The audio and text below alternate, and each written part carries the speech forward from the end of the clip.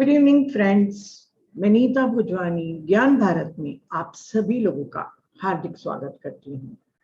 Happy mother's day. आज सभी माओं को मदर्स डे की शुभकामनाएं और जो मेल मेंबर्स हैं उनको भी मदर्स डे की शुभकामनाएं, क्योंकि हर एक के पास अपनी अपनी एक प्यारी माँ होती है। खलील जिब्रान ने बहुत अच्छा कहा कि मानवता के इतिहास में सबसे प्यारा शब्द माँ होता है। तो वाकई आज मदर्स डे है। ऐसे तो ये वेस्टर्न कल्चर है, हमारी हिंदू परंपरा के हिसाब से कोई मातृ दिवस को नहीं मनाया जाता, क्योंकि 365 दिन हमारे माँ के ही होते हैं। पर फिर भी यदि वेस्टर्न कल्चर से कुछ हम ले सकते हैं और इस दिन को हम और स्पेशल बना सकते हैं तो बुरा क्या है। अच्छा है, हमको बहुत सी अच्छी अच्छी चीजें हमको वेस्टर्न कल्चर से मिली हैं, जैसे वैलेंटाइन डे और मदर्स डे, फादर्स डे। कम से कम रिमेंबर तो करते हैं उस दिन माँ को बिल्कुल दिल से। तो चलिए फ्रेंड्स, आज मैं बहुत लेक्चर नहीं दूंगी, पर हाँ, जब आई हूँ आप लोग के साथ मदर्स डे मनाने के लिए तो कुछ ना कुछ आप लोग को जरूर बताऊंगी कि क्यों हर एक को अपनी माँ इतनी प्यारी होती है और हर एक माँ को अपने बच्चे क्यों सबसे ज्यादा प्यारे होते हैं। ऐसे तो मेरे 2 बायोलॉजिकल बच्चे हैं, पर अगर देखा जाए तो मेरे बहुत सारे बच्चे हैं ज्ञान भारत में, पूरे इंडिया में, हर जगह, जो मुझे माँ का दर्जा देके माँ बोलते हैं। एज मैटर नहीं करती, एज मेरे शरीर की है, मैं नित नूतन हूँ, एटर्नल हूँ। तो जब भी मुझे कोई माँ बोलता है मुझे बहुत अच्छा लगता है। सबसे आदर सूचक शब्द ही माँ है। किसी भी स्त्री के लिए सबसे प्यारा शब्द माँ ही होता है। एक बार बीरबल को अकबर ने बुलाया और कहा कि जाओ बीरबल, इस दुनिया का, हमारे प्रजा का सबसे सुंदर बच्चा तुम लेकर आओ। उन्होंने कहा कि बहुत कठिन परीक्षा दे रहे हैं अकबर जी, आप मुझे थोड़ा सा मोहलत दीजिए, मैं लेके आता हूँ। कुछ दिन की मोहलत लेने के बाद वो आराम कर रहे थे। बीरबल जी बढ़िया अपने घर में खाना वाना खा के सोते रहते थे और राजा को लगता था, अकबर को लगता था कि वो कुछ ढूंढ रहे हैं सबसे सुंदर बच्चे को। थोड़े दिनों के बाद एक बच्चे को लेकर महल में उन्होंने प्रवेश किया। वो बच्चा बिल्कुल काला कलूटा और बिल्कुल भी उसके फीचर्स शार्प नहीं थे। किसी भी कोण से किसी को भी देखकर वो बच्चा सुंदर नहीं लगता। उसे जब लेकर आया तो अकबर बहुत भचक्का रह गया और उसने कहा कि बीरबल ये क्या कर रहे हो, मैंने तुम्हें क्या कहा था, तुम्हें याद है कि नहीं। बिल्कुल याद है सरकार, आपने मुझे कहा था कि सबसे सुंदर बच्चा लेके आओ, तो मैं लेके आया हूँ। तो बोले कैसे कह रहे हो तुम। वो छोटा बच्चा अपने में खेलने में बिजी था। उन्होंने कहा कि मुझे सिर्फ 5 मिनट की मोहलत दो। उसने बीरबल ने संतरियों को आवाज दी कि इसकी माँ को लेके आया जाए और बच्चे को हल्का सा धक्का मार के बीरबल ने गिरा दिया। बच्चा रोने लग गया। उसकी माँ ने जैसे प्रवेश किया और बच्चे को रोते हुए देखा तो वो दौड़ते हुए अपने बच्चे के पास गई और सीने से चिपटा कर कहा कि मेरे बच्चे, तुझे क्या हुआ, मेरे कलेजे के टुकड़े, मेरा जान का टुकड़ा, मेरे आंखों का नूर। जितनी उपमाएं एक माँ देती है अपने बच्चे को, वो माँ भी वही उपमाएं अपने बच्चे को देकर सीने से चिपटा कर उसे चुप कराती है। और तब बीरबल कहता है कि देखिए अकबर, जो आपने क्वेश्चन पूछा था वो क्वेश्चन ही गलत है। इस दुनिया का हर बच्चा बहुत सुंदर होता है, बस देखने की दृष्टि की फेर है। माँ की दृष्टि से देखोगे तो वो बच्चा बहुत सुंदर है, और अगर दूसरे की दृष्टि से देखोगे तो सुंदर, असुंदर, कुरूप, हम ये सब डिफरेंशिएट करते हैं। उस दिन अकबर की आंखें झुक गई। कितनी सुंदर कहानी है। हर एक बच्चा अपनी माँ के लिए बहुत सुंदर होता है, चाहे वो उसके फीचर्स कम हो, चाहे वो रंग का सांवला हो, जो भी हो, क्योंकि वो माँ है। एक बार एक्सपेरिमेंट किया गया कि मदर और बच्चे का कनेक्शन क्यों इतना स्ट्रांग होता है। साइंस हमेशा से रिसर्च करा है और अब वो एनर्जी फील्ड में भी काफी आ रहा है रिसर्च करते हुए। पहले तक तो सिर्फ माइंड और बॉडी पे करता था, अब वो एनर्जी फील्ड में भी करने लगा है। तो जब हम इंसान लोग भी अपने बच्चों को प्यार करते हैं, वैसे जानवर भी अपने बच्चों को प्यार करते हैं। तो एक एक्सपेरिमेंट किया गया, एक बिल्ली ली गई और एक बिल्ली का छोटा सा बच्चा किटन उसको लिया गया, और उस छोटे से किटन को सबमराइन मतलब पनडुब्बी में बैठाकर समुद्र तल के बहुत नीचे ले जाया गया। पृथ्वी पर मतलब जमीन पर उसकी माँ थी और किटन सबमराइन में बैठ के समुद्र के बिल्कुल निचले तल पे था। मतलब देखिए ना, पृथ्वी है मतलब पृथ्वी है और वो पानी के अंदर है, इतना फासला। पनडुब्बी में सबमराइन में उस बच्चे को मतलब हार्म किया गया। जब जब उसको पिंच करते पिन से या उससे, वहां बिल्ली के इलेक्ट्रिक पल्स इंपल्सेस में डिफरेंस देखने को मिला। आश्चर्य हुआ। और जब उस बच्चे को, छोटे से बच्चे को मार दिया गया, तो वहां पर जो जमीन पर बैठी हुई बिल्ली थी, उसके इलेक्ट्रिक इंपल्सेस इतने तेज हुए कि वो जोर से कहते ना चिल्लाने लगी। तो देखिए, जानवर भी एक ऐसी अदृश्य कॉर्ड है जो अपने बच्चे से जोड़ के रखती है। उसके बाद साइंस ने माना कि कोई एक एनर्जी फील्ड है जो एक बच्चे और एक मां को जोड़ कर रखती है। ब्रूस लिप्टन ने बायोलॉजी ऑफ बिलीफ में बहुत कुछ बताया है कि गर्भ से लेकर, जब पहले दिन गर्भ होता है तब से लेके बच्चे के 7 साल तक के सबसे ज्यादा इम्पैक्ट अगर पड़ता है तो बच्चे को उसकी माँ का रहता है। और भी इसके ऊपर काफी रिसर्च होने लग गए और ये समझने लग गए कि जो ये प्रकृति ने जो गर्भ में बच्चे को, शिशु को पलने की जो एक शक्ति प्रदान की है नारी को, वो उसको सबसे ऊंचा रखती है, क्योंकि उसकी वो सृजनात्मक शक्ति है कि एक जीवन को अपने गर्भ में पूरा पोषित करके 9 महीने के बाद एक शिशु के रूप में इस पृथ्वी पर लाती है। और ये सिर्फ रिश्ता ऐसा नहीं है कि शरीर का है कि हमारे शरीर के अंदर एक बच्चा पल रहा है, वो कार्मिक भी है और एक स्पिरिचुअल बॉन्डिंग भी है। बच्चा हमको अनकंडीशनल लव भी सिखाता है। और माँ जब पहली बार गर्भवती होती है और उसके बाद बच्चा बड़ा भी हो जाता है, तब भी उसको पूरे समय मदर को चैलेंजेस फेस करने पड़ते हैं। कितना भी बच्चा बड़ा हो जाए, हर बच्चा अपनी माँ के लिए छोटा ही रहता है। अक्सर हमारे बच्चे कहते हैं ना, मम्मा हम बड़े हो गए। हमें नहीं लगता कि वो बड़े हुए, वो हमारे लिए आज भी उतने ही छोटे हैं। तो बच्चा हमेशा हमारे लिए छोटा रहता है। और हमारे बहुत सारे स्क्रिप्चर्स में, हमारे उपनिषदों वगैरह सब में माँ और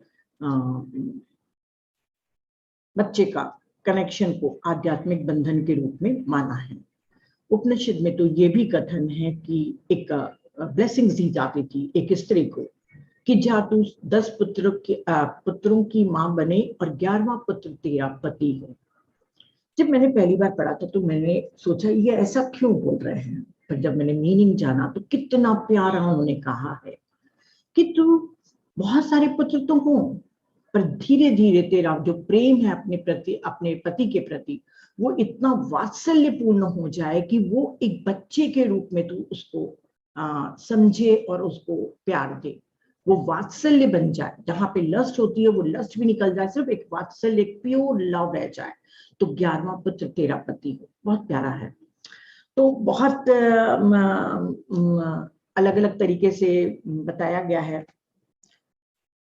जैसे कि हम लोग सब लोग जानते हैं कि हमारे वूम में जब बच्चा पलता है तो सिर्फ हम उसके बच्चे के शरीर के लिए हम व्हीकल नहीं होते हैं।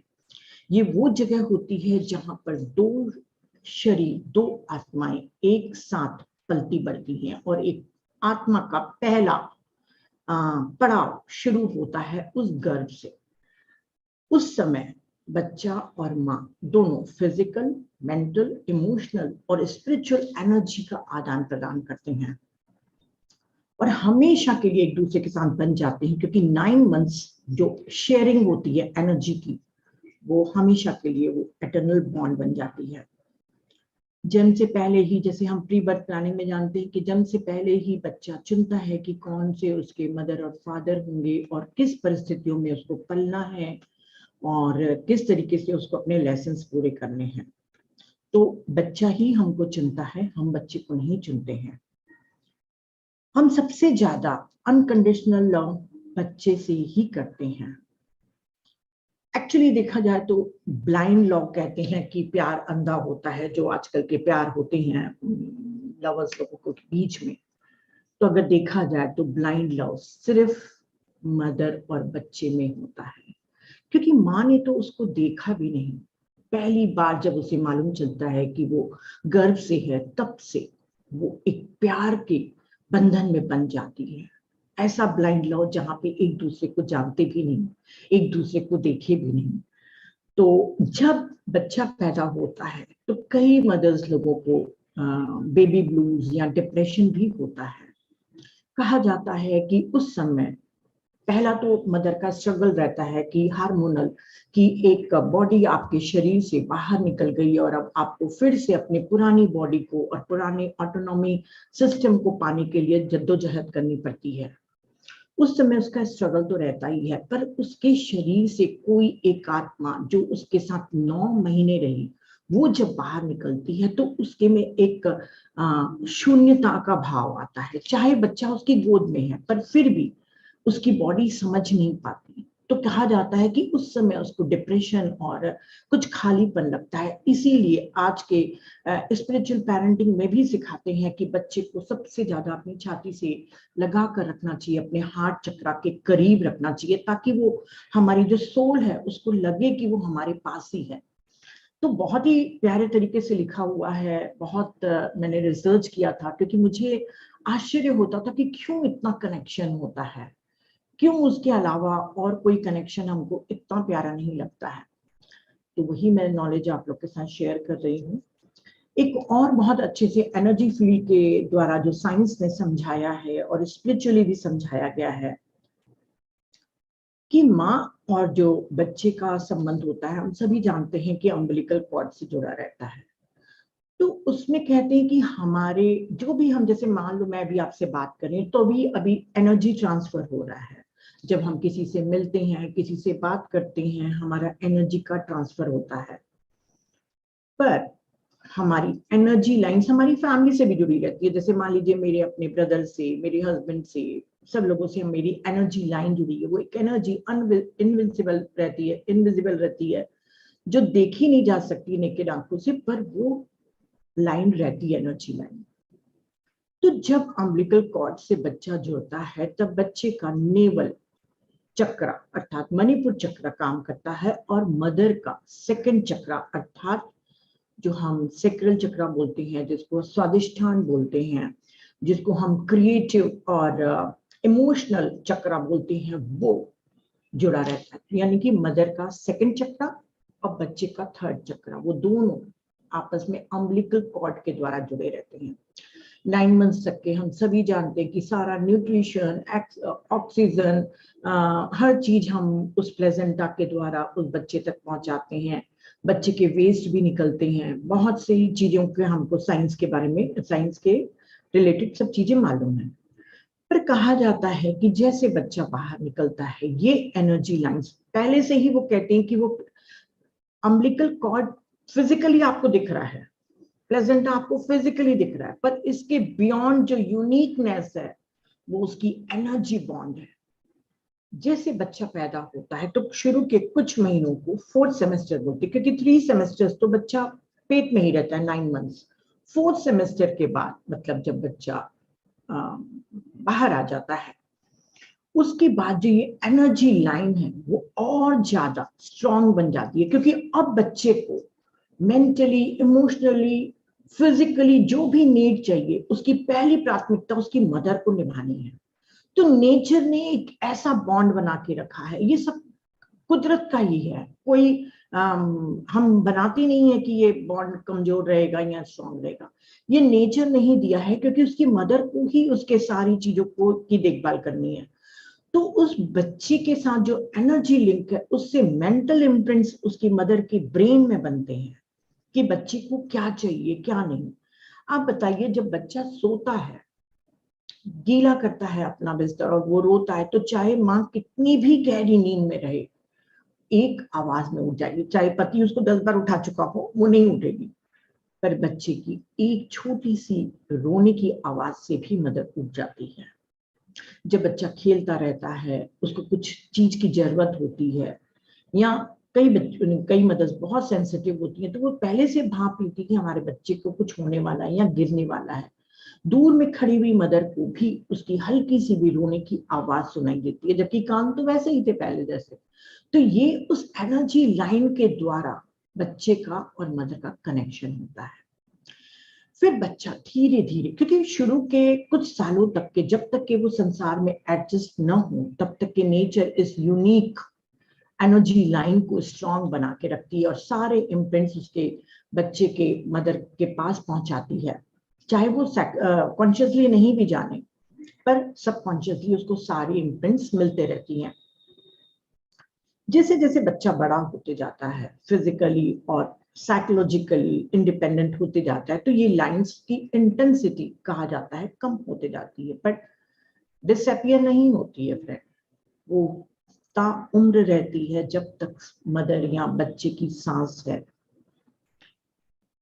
तो ये लाइन धीरे धीरे उसकी इंटेंसिटी कम होते जाती है, क्योंकि बच्चे को अब इंडिपेंडेंट बनना है, अब उसको अपनी मदर के ऊपर डिपेंड नहीं रहना है। तो वो धीरे धीरे चढ़ना सीखेगा, खुद कपड़े पहनना सीखेगा, हर चीज वो सीखेगा।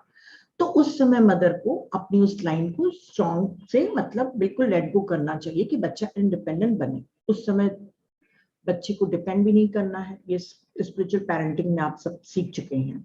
मैं वहां पे इसलिए बताना चाह रही हूँ सिर्फ इस बात पे कि यदि कोई पेरेंट्स ड्रग एडिक्ट हैं या बहुत अल्कोहल लेते हैं या इतने वर्किंग आवर्स उनके चले जाते हैं कि वो बच्चे का ख्याल नहीं रख पाते, तब एनर्जी लाइन को आपने जानबूझ के वीक नहीं किया। आप नहीं देख रहे हैं, हम सभी लोग अपने बच्चे को बढ़ते हुए देखकर हम हटते हैं कि बच्चा सीखेगा। पर जब ड्रग एडिक्ट और जो ख्याल नहीं रखता है अपने पेरेंट्स, उस समय वो अपनी जानबूझ के उस एनर्जी लाइन को, सबकॉन्शियसली होता है, उसको वीक कर देते हैं, बच्चे का ख्याल नहीं रखते। पर इस समय भी बच्चे को इमोशनली और फिजिकल और मेंटल सपोर्ट चाहिए, खासकर मदर का।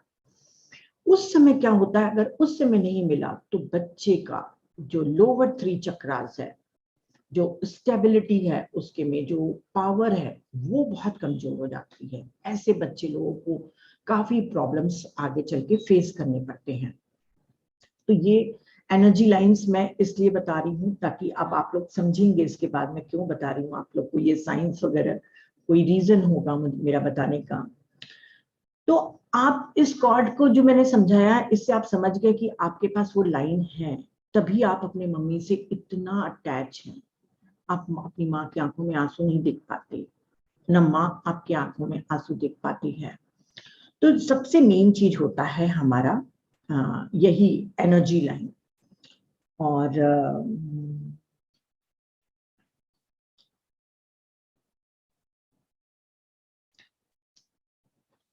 खासकर ये अलग अलग एक मेंशन किया था, पूरा रिसर्च हुआ है उसके ऊपर कि कब इस लाइन में फ्लक्चुएशन आता है। तो 6 मंथ्स, मैं जनरल नॉलेज के लिए बता रही हूँ, 6 मंथ्स, 18 मंथ्स, 3 साल, 6 साल, 12 साल और 18 साल के समय में इस एनर्जी लाइन में बहुत फ्लक्चुएशन आता है, क्योंकि इस समय कुछ बच्चे का इमोशनल और साइकोलॉजिकली डेवलपमेंट होता है। 18 ईयर्स में तो आपको मालूम है कि उसके तो बहुत कुछ होता होगा बाहर में, कॉलेज वगैरह में। तो इस समय उस एनर्जी लाइन को और कमजोर कर दिया जाता है कि वो बच्चा खुद इमोशनली इंडिपेंडेंट होकर अपने डिसीजंस ले, ये सबकॉन्शियसली अपने आप होते जाता है। तो जिस तरीके से ये समझे, तो आप समझ गए कि हमारे जो भी हमारी फैमिली की लाइन है, हमारे जितने भी हमसे जुड़े हुए लोग हैं, हम एनर्जेटिकली कनेक्टेड हैं, और एक एनर्जी वेव हमेशा हमारे को एक दूसरे को इफेक्ट डालती है। बट सबसे ज्यादा कहा जाता है कि एक मदर और एक बच्चे का ही एनर्जी का वेव का फ्लक्चुएशन एक दूसरे को इफेक्ट करता है। बहुत सेक्रीफाइस करती है मदर, क्योंकि उस समय मदर को, जैसे मैंने बताया, डिलीवरी के बाद अपने आप को भी काफी टाइम तक रखती है, बॉडी को अपने को रिकवर करती है। फिर उसके बाद जब वो नर्चर करती है, बच्चे की परवरिश करती है, तो सबसे ज्यादा स्ट्रगल एक मदर को ही करना पड़ता है। बहुत ज्यादा वो थक जाती है, क्योंकि बच्चा इतना एक्टिव होता है, उसको घर के भी काम रहते हैं मदर को, तो उस पीरियड के लिए स्पेशली लिखा है कि जैसे हमको एरोप्लेन में बैठते समय बताया जाता है कि अगर कोई इमरजेंसी हो तो पहले अपने ऑक्सीजन अपने आप को लगाइए, फिर बाद में दूसरे को लगाइए। बोले यहीं पर ये वाला फॉलो करना है। यदि आपका बच्चा छोटा है तो सबसे पहले आपको अपना ख्याल रखना है। अपने ख्याल रखने से ही आप बच्चे का अच्छे से देखभाल कर पाएंगे। ये भी एनर्जी के पॉइंट ऑफ व्यू से समझाया गया है, जिसको मैं आपको बहुत शॉर्ट में समझा रही हूँ, क्योंकि हमको पूरा साइंस नहीं पढ़ना है। अब ये लाइन हमको लगेगा कि कब तक की रहेगी, तो ये लाइन हमारी तब तक के रहती है जब तक कि हमारी मदर की डेथ ना हो जाए या बच्चा छोड़ के ना चला जाए। क्योंकि ये फिजिकल अम्बिलिकल कॉर्ड चला गया, प्लेजेंटा चला गया, पर वो स्ट्रॉन्गनेस जो बॉन्डिंग है वो रहेगी ही। जब इसमें लिखा है कि जब बच्चा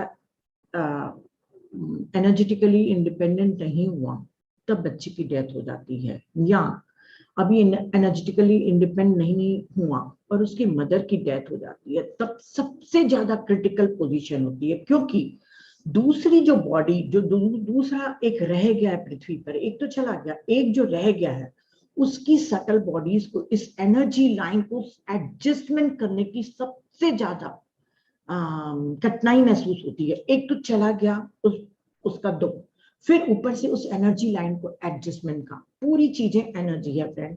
तो आप एनर्जी के पॉइंट ऑफ व्यू से आप समझिए कि उस समय कितना एक पेरेंट के लिए, एक मदर के लिए, या उस बच्चे के लिए जिसकी मदर चली गई है, उसको एडजस्ट करने में कितना टाइम लगेगा। तो इस समय सबसे ज्यादा टाइम लगता है हमको, मतलब समय लगता है, और करुणा भी रखनी चाहिए उनसे कि टाइम और कंपैशन के द्वारा वो धीरे धीरे हील हो।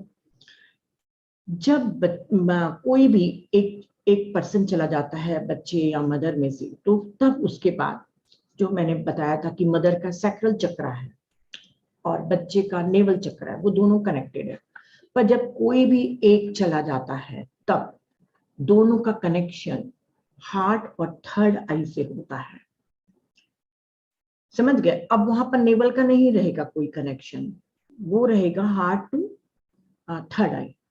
हम यहाँ पर बैठे भी अपने जो हमारी मदर चली गई हैं उनके एनर्जी को फील कर सकते हैं, उनके मैसेजेस को ले सकते हैं। वो सब कुछ हमारा एनर्जी कनेक्शन बना हुआ है, क्योंकि इस समय ये एनर्जी लाइन एक नए लाइन को मतलब डिफाइन करती है, जिसको कहा है उन्होंने साइको स्पिरिचुअल साइको करके कहा है उसने उन्होंने, कि वो वाला हो जाता है कनेक्शन।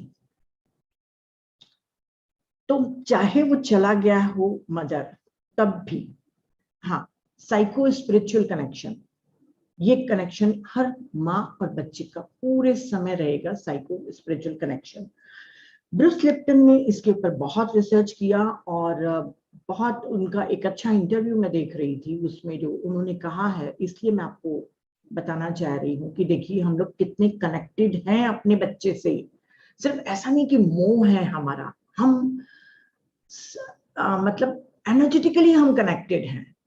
तो यदि हम अपने बच्चे से प्यार कर रहे हैं तो कोई गुनाह नहीं कर रहे हैं, कोई ठीक है मोह नहीं रखना चाहिए, हम मानते हैं, पर प्यार तो करना चाहिए ना।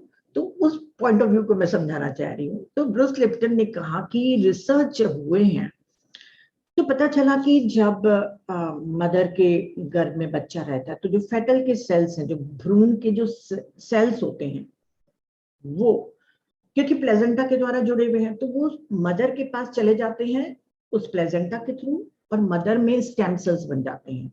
वो स्टेम सेल्स काम आता है बच्चे का जो आया है फेटल सेल्स का, जो स्टेम सेल में बदल गया है मदर के पास, वो लिवर रीजनरेशन वगैरह वगैरह वगैरह सब में काम आता है। क्योंकि पहली बार जब बायोप्सी की गई एक लेडी की, तो उसके लिवर रीजनरेशन की सेल्स में एक मेल स्टेम सेल्स को देखा गया, मेल। तो इन्होंने पता लगाया कि ये तो फीमेल बॉडी है, इसके पास ये मेल स्टेम सेल्स कैसे आई। तब मालूम चला कि उसने कुछ वर्ष पहले अपने पुत्र को, मतलब अपने बेटे को जन्म दिया था। फिर उसके बाद उसकी काफी रिसर्च हुई, तो ब्रूस लिप्टन ने कहा कि वो स्टेम सेल्स ब्रेन में भी चली जाती हैं मदर के, और मदर टू बच्चे में भी जाती हैं। मतलब प्लेजेंटा के द्वारा सिर्फ हम अपने बच्चे को नर्चर नहीं करते, हम पोषण ही सिर्फ नहीं देते हैं, बल्कि सेल्स का भी आदान प्रदान होता है, वो एक दूसरे की बॉडी में होता है। इसीलिए इतना इतना स्ट्रॉन्ग कनेक्शन होता है मदर और बच्चे में। मेरे ख्याल से अब बहुत अच्छे से समझ में आ गया होगा कि हम लोग कितने एनर्जेटिकली, बायोलॉजिकली पूरी तरीके से कनेक्टेड है अपने बच्चों को। इसीलिए उन्होंने कहा, ब्रूस लिप्टन ने, कि अगर आपका घर छोड़ के किसी कहीं बहुत दूर भी रहने चला जाता है, तब भी आप उससे कनेक्टेड हैं। और जो बहुत सेंसिटिव मदर्स होती हैं, वो तो पता भी उनको चल जाता है कि आज मेरे बच्चे को कहीं कुछ तकलीफ है क्या, उनकी तबीयत तो नहीं खराब हो गई। कई मदर को डेथ मालूम चल जाती है, कई एग्जाम्पल्स करके लिखे हुए हैं। तो उन्होंने कहा कि दुनिया के कितने भी दूर पे चले जाएं आपके बच्चे, आपके साथ हमेशा कनेक्टेड हैं। और हम अगर स्पिरिचुअली देखेंगे तो ये भी आपको मालूम है कि हम एस्ट्रल ट्रैवल जब करते हैं नींद में, तो अक्सर हम अपने बच्चों के पास मिलने जाते हैं। जो बच्चे हमसे दूर रहते हैं, जैसे मेरा बेटा भी बहुत दूर रहता है, 2 साल से मैंने उसको फिजिकली नहीं देखा, पर हमेशा मुझे लगता है कि शायद मैं उससे मिल के ही आई हूँ, क्योंकि एस्ट्रल ट्रैवल करके हम अपने बच्चों के पास जरूर जाते हैं। तो ये सब कनेक्शन के बारे में मैंने आप लोगों को बताया। तो मैंने इन सबको क्यों बताया, है ना? लाज़ारेव की बुक जो डायग्नोस्टिक ऑफ कर्मा है, उसमें पूरी बुक में अगर आप देखेंगे तो मदर और चाइल्ड सबसे ज्यादा रिलेशनशिप के ऊपर बताया गया है कि कंसीव करने के पहले ही मदर को पहले से ही स्पिरिचुअली तैयार हो जाना चाहिए कि वो बच्चे को जन्म देने वाली है। तो पहले से ही वो पॉजिटिव एटीट्यूड रखे। फिर जब बच्चा गर्भ में है, किसी से भी नफरत ना करे। अगर किसी से भी, और खासकर अपने हस्बैंड से अगर वो नफरत कर रही है, तो बच्चे की हेड के ऑर्गन सबसे ज्यादा खराब होंगे। चाहे उसको मेंटली वो डिसेबल, मेंटली चैलेंज बच्चा रहे, आईज के प्रॉब्लम होंगे, टीथ के, कान के, नाक के, ये जो फेस के जो ऑर्गन्स हैं हमारे, उसके डैमेज होते हैं अगर वो अपने खासकर हस्बैंड से रिसेंटमेंट रखती है तो। और किसी से भी, चाहे वो मदर इन लॉ हो, चाहे कि कोई फ्रेंड से हो, जितना भी वो गुस्सा रखती है वो, क्योंकि उस समय जब बच्चा पल रहा है तो सिर्फ उसकी फिजिकल बॉडी नहीं बन रही है, आप उसकी दूसरी सटल बॉडीज को भी बना रही हैं। आपकी एनर्जी उसमें जाके कनेक्ट हो रही है।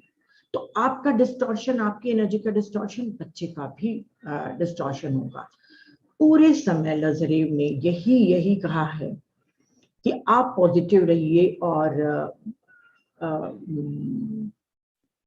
जितना आप अपनी नुकसान करेंगे, उतना ही आप अपने बच्चे के फ्यूचर और उसकी हेल्थ के साथ, मतलब उसके फ्यूचर के जितने भी है, करियर हो, जॉब हो, हेल्थ हो, उसके रिलेशनशिप इश्यूज हो आपके बच्चे के, वो आपकी एनर्जी से कनेक्टेड है। हमें इतना नहीं मालूम था। मैं फैमिली कर्मा को बहुत ज्यादा पहले नहीं मानती थी। मुझे लगता था कि ये पितृदोष वगैरह करके हमारे हिंदू लोग सिर्फ लूटने के लिए बनाया गया एक फंडा है। पर जब एनर्जेटिकली आप समझेंगे, तो आप जब अपने बच्चे, मैंने इसीलिए पहले एनर्जी का बताया और अब मैं लाज़ारेव का बता रही हूँ कि आप अपने बच्चे का हर चीज को डिटरमाइन कर रहे हैं, तो आप क्या कर रहे हैं उसके लिए अवेयर रहिए। मैं कोई लेक्चर नहीं दूंगी, आपको सबको मालूम है कि रिस्पॉन्सिबिलिटीज ऑफ अ मदर क्या होती है। नहीं होगा तो मैं आप सबको किसी दिन करवा लूंगी। तो उन्होंने कहा है कि आफ्टर बर्थ भी सबसे ज्यादा बच्चा हमारे ही 7 साल तक के, तो हमारे ही वो कर्मा के साथ तो उसका कनेक्शन रहता है। पहले ये 14 ईयर्स था, अब 7 साल हो गया है।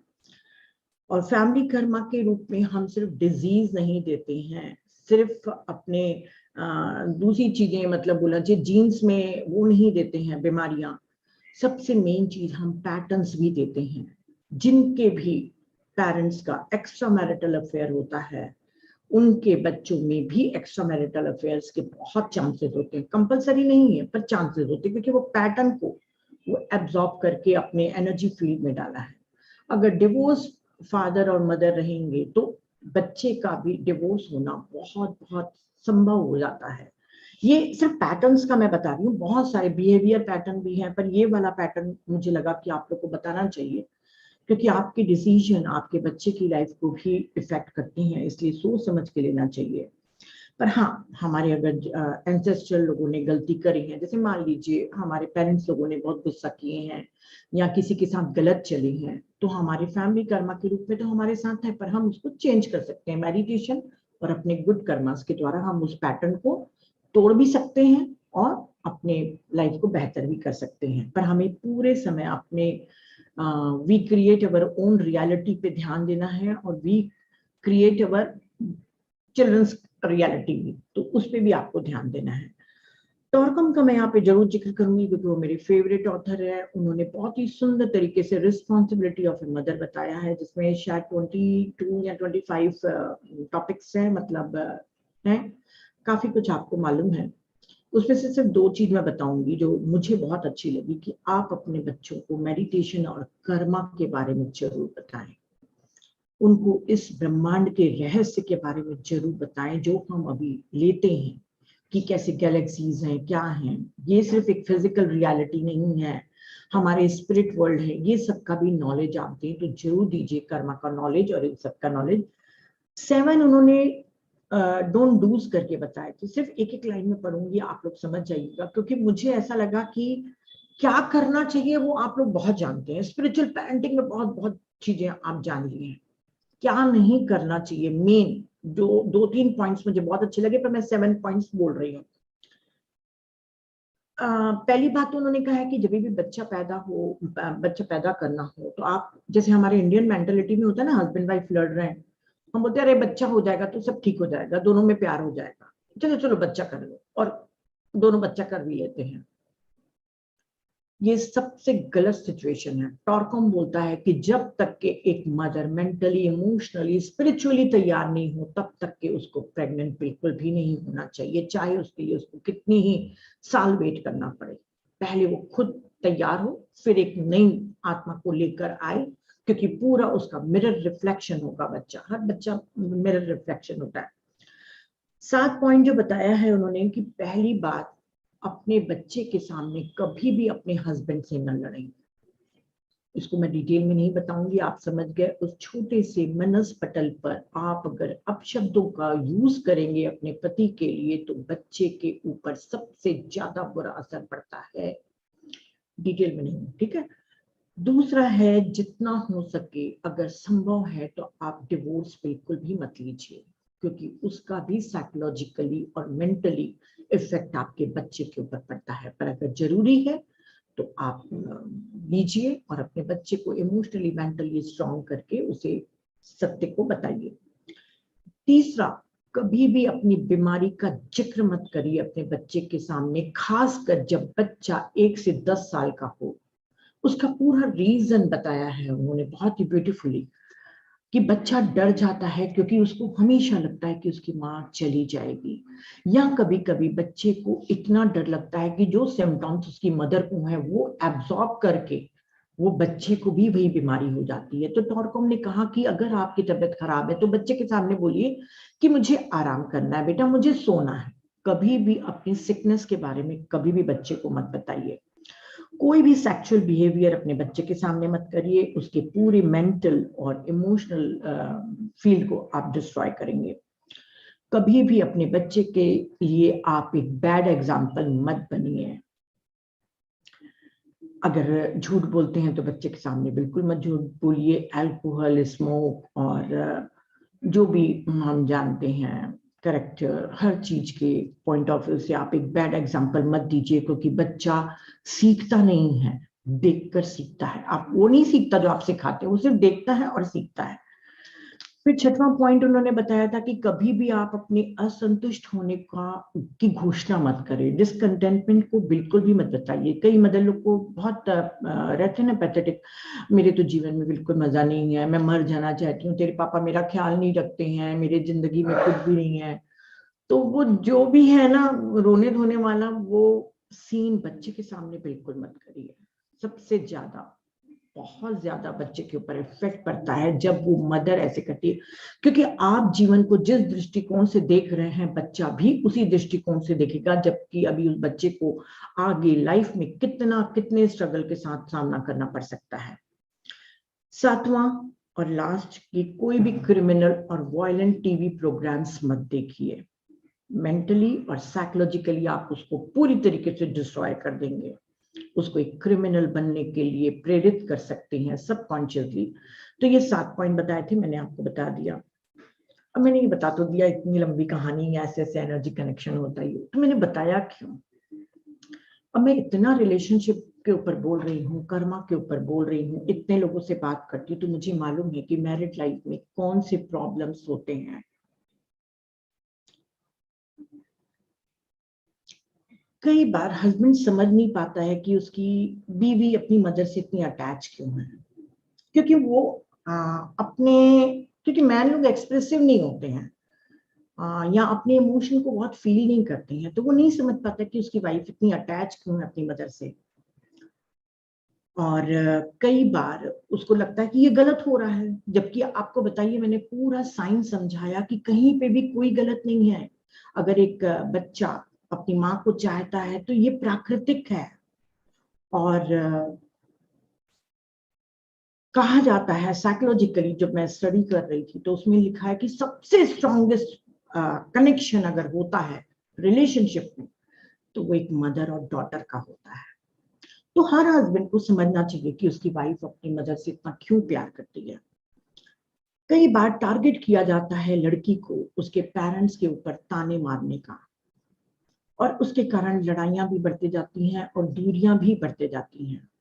उनको लगता है कि अब वो इस घर की आ गई है तो उस घर की चिंता क्यों कर रही है, अपने पेरेंट्स के लिए क्यों एक शब्द भी सुनना नहीं चाहती। तो मैंने जो अभी आपको एनर्जेटिकली कनेक्शन बताया, जो इमोशनली कनेक्शन है हमारे बच्चे के नेवल चक्र के साथ, उस पर जब चोट पड़ती है तो बच्चा कराएगा, वो चिल्लाएगा, वो दुखी होगा, और कई बार रिएक्ट करके वो अपने और रिश्ते को खराब करेगा। तो ये इन लॉज की ड्यूटी है, सभी इन लॉज लोगों की, इंक्लूडिंग मैं भी, कि अपने किसी भी अपने डॉटर इन लॉ को आप कभी भी उसके पेरेंट्स के लिए कुछ भी मत बोलिए। अगर वो मुंह रख रही है तो आप उसको प्यार से समझाइए, और धीरे धीरे अगर वो मेडिटेशन करेगी और ज्ञान लेते रहेगी तो उसको समझ में आएगा कि अब मेरा कर्मा का फील्ड अब यहाँ है, अब मेरे को सारे लेसन इस घर में सीखने हैं, अब मेरे को उस घर के लेसन पूरे कंप्लीट हो गए, इस लेसन को यहाँ पे मुझे सीखना है। तो धीरे धीरे उसका मोह कम होते जाएगा। पर जब तक के नहीं हो रहा है तब तक के इन लॉज की ड्यूटी है कि वो टारगेट नहीं करे। पर विमेन को भी समझना चाहिए, मैं ये नहीं कहूंगी कि सिर्फ इन लॉज ही गलत हैं और हस्बैंड ही गलत है। जैसे एक लड़की अपनी माँ के लिए प्यार महसूस करती है, उसको भी फील करना चाहिए कि उसका हस्बैंड भी उतना ही एनर्जेटिकली कनेक्टेड है अपनी मदर से। तो जब एक वाइफ अपने हस्बैंड को उसकी मदर के लिए कंप्लेन करती है या कोई बुरी चीज बोलती है, तो वो भी हर्ट होता है। ठीक है, वो एक्सप्रेस नहीं करता अपना प्यार अपनी माँ को, पर इसका मतलब ये नहीं कि वो अपनी माँ को प्यार नहीं करता। जब वो अपनी माँ के बारे में तुम सुनना नहीं पसंद करती, तो वो एक हस्बैंड जो जिसका मेल ईगो है, जो अपने को घर का हेड समझता है, वो कैसे सहन करेगा अपनी मदर का। मेन चीज यही है कि एक औरत जो स्पिरिचुअली इवॉल्व है उसको सबसे ज्यादा कंट्रोल रखना है कि वो कोई भी अपशब्द अपनी मदर इन लॉ के लिए या फादर इन लॉ के लिए अपने हस्बैंड को नहीं बोले, क्योंकि वो भी कनेक्टेड है। और आप उसके लेसन अब उसको यहीं सीखने हैं इसी घर में, तो अपने माँ से अपने पेरेंट्स से उसको मुंह छोड़ना ही पड़ेगा। और यदि इन केस उसके इन लॉज टारगेट करते हैं उसके पेरेंट्स के लिए कुछ बोलने का, कोई भी शब्द अपशब्द यूज कर रहे हैं, तो क्यों वैलिडेशन चाहिए आपको अपने इन लॉज से अपनी मदर का? क्या आपको नहीं मालूम कि आपकी मम्मी अच्छी है? जब आपको मालूम है कि आपकी मम्मी बेस्ट है, तो सर्टिफिकेट क्यों चाहिए उनसे? उनको बोलने दीजिए। आपको मालूम है टॉरकॉम भी ने कहा है कि जितना कोई किसी के लिए अपशब्द बोलता है उसके कॉस्मिक अकाउंट में जमा होता है। तो यदि आपके इन लॉज आपकी मदर या फादर को टारगेट करके बोल रहे, तो आपके मदर फादर के अकाउंट में जा रहा है पैसा। फिर क्यों चिंता करना, क्यों सर्टिफिकेट लेना किसी से, क्यों आर्ग्यूमेंट करना? अगर आप एक स्पिरिचुअल मदर बनना चाहती हैं, तो पहले तो आपको एक अच्छी बहू बनना पड़ेगा, क्योंकि आपका बच्चा वही सीखेगा जो आप सिखाएंगे।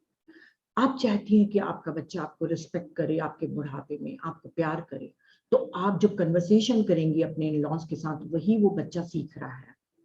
तो अगर आप प्यार दिखाएंगे अपने इन लॉज के साथ, तो बच्चा भी आपके साथ फ्यूचर में वही प्यार, वही रिस्पेक्ट देगा। तो अगर आप रिस्पॉन्सिबल मदर बनना चाहती हैं तो अपने ऊपर सबसे ज्यादा आपको काम करना है और समझना है इसको भी, और हर चीज को लेट गो करके स्माइल करके आगे बढ़ते जाना है। और कई लोगों के मेरे पास जैसे फोन आते हैं और मैं देखती हूँ कि कई लोगों की मदर बहुत ही बुरे स्वभाव की होती हैं, तो वो कहते हैं कि हमको सहन नहीं होता है हमारी मदर को और हमको रखना पड़ रहा है क्योंकि ब्रदर नहीं रख रहे हैं। तो मेरा कर्मा है क्या? कर्मा हो ना हो, धर्म तो है आपका। ये हम कहते हैं बेटी है, ये बेटा है, ये हम जेंडर को यहाँ फिजिकल रियलिटी में देखते हैं। अगर देखा जाए स्पिरिचुअली पॉइंट ऑफ व्यू से तो हम तो एंड्रोजिनस हैं, हम तो सिर्फ इस जन्म में बेटी का रूप लेके आए हैं। पर उस सोल के साथ जिसके गर्भ में आपने 9 महीना रहा, जिसका दूध पिया, जिसने आपको पाल पोस के बड़ा किया, अगर वो मेंटली थोड़ा सा डिस्टर्ब है या कोई भी कितने भी प्रॉब्लम्स हो रहे हैं, तो आपका धर्म है उसको रखना, उसको सहना। क्यों इरिटेशन? कोई ना कोई कार्मिक बॉन्डिंग है। क्योंकि भी मैंने यहाँ पे मैंने कहा था ना उस दिन भी कि मैं कर्म के ऊपर अब ज्यादा नहीं बोलूंगी, आप लोग बहुत कुछ कर्म के ऊपर समझ लियो। पर अगर कोई कार्मिक, क्योंकि कई कर्म हमारे जो किसी पर्सन के साथ हमारे सॉल्व नहीं होते, अनरिजॉल्व इश्यूज रह जाते हैं हेट्रेड के, तो कभी हम उनको एक हस्बैंड के रूप में ले आते हैं, कभी हम उनको अपने बेटे के रूप में लाते हैं, कभी कभी अपनी मदर के रूप में भी लाते हैं। तब आपको वैसे ही बैलेंस करना है जैसे आपको एक अपने इंटीमेट रिलेशनशिप के लिए मेहनत करनी है। मदर का ख्याल रखना आपकी ड्यूटी है, चाहे आप बेटे रहो चाहे बेटी रहो। मैं हमेशा उनको बोलती हूँ कि धर्म का पालन करो। तो ज्यादा नहीं बोलूंगी, बहुत टाइम हो गया मुझे लग रहा है। तो जितना हो सके रिस्पॉन्सिबल मदर बनिए। और यदि आपकी मम्मी अभी हैं तो उनको जरूर फोन करके उनको प्यार करके एक्सप्रेस करिए। क्योंकि मुझे हमेशा रिग्रेट होता है कि जितना मैं प्यार करती थी अपनी मम्मी को उतना मैंने एक्सप्रेस नहीं किया, क्योंकि हमारे टाइम में इतना एक्सप्रेशन नहीं होता था। और दूसरी बात, मैं बहुत बिजी रहती थी अपने बच्चों में, मैं बेस्ट मदर बनना चाहती थी पर शायद मैं बेस्ट डॉटर नहीं रही। तो मैंने कभी उनको एक्सप्रेस नहीं किया और कभी उनको बहुत टाइम भी नहीं दिया। वो अक्सर मुझसे कहती थी कि मेरे पास आके रह, पर मैं नहीं रहती थी उनके पास। मेरे को अपने हस्बैंड में और अपने बच्चों में मोह था। तो कभी कभी बहुत रिग्रेट होता है। तो मैं चाहती हूँ कि मेरे से थोड़ा सा आप इंस्पायर्ड होके अपनी मम्मी को जरूर एक्सप्रेस करिए, उनको बताइए कि वो बहुत प्यारी है, बहुत सुंदर है। मैं 2 वीडियोस दिखाऊंगी जो मुझे बहुत टचिंग लगे हैं। और उसके पहले माही को इनवाइट करूंगी कि वो भी मदर्स डे के लिए कुछ बोले। तो थैंक यू फ्रेंड।